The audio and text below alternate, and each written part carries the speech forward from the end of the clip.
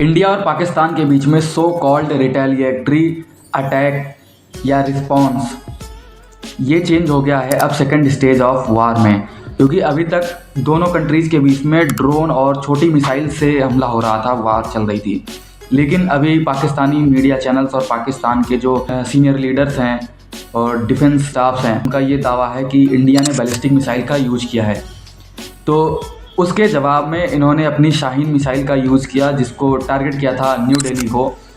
लेकिन fortunately Indian defence services ने इसको डिस्ट्रॉय कर दिया है हरियाणा के ऊपर ही पहुंचने से पहले ही।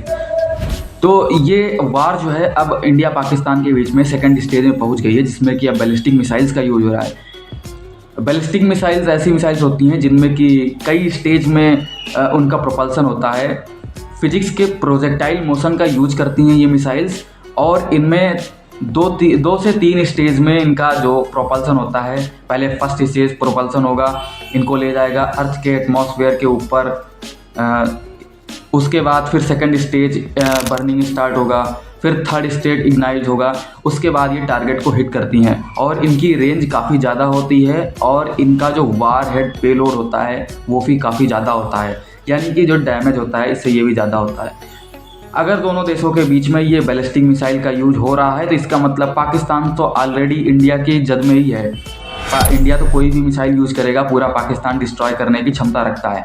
लेकिन अगर पाकिस्तान ने शाहीन या फतेह जैसी मिसाइलें, अगर बैलिस्टिक मिसाइलें यूज की, तो इंडिया का हर एक स्टेट का कोई भी मेजर सिटी इसकी टारगेट में आ सकता है। बाकी उसके अलावा लगातार तीसरे दिन यानी 10 तारीख की रात में भी पाकिस्तान की तरफ से एयर अटैक्स हुए, ड्रोन से हमले हुए, जिनको हमारे डिफेंस फोर्सेस ने जो इक्विपमेंट्स हैं, हमारे ऑटोनोमस डिफेंस इक्विपमेंट्स हैं जैसे S-400 हो गया, ड्रोन अटैक्स को डिस्ट्रॉय कर दिया है in the middle of the air.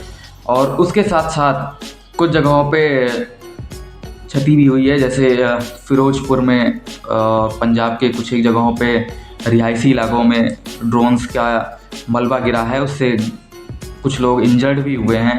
बाकी जम्मू में तो ऑलरेडी फायरिंग भी चल रही है, आर्टिलरी का भी यूज हो रहा है पाकिस्तान की तरफ से। उसकी वजह से बॉर्डर एरियाज़ में जो घर थे, टाउन थे, वहाँ पे लोगों को ज़्यादा दिक्कत हो रही है।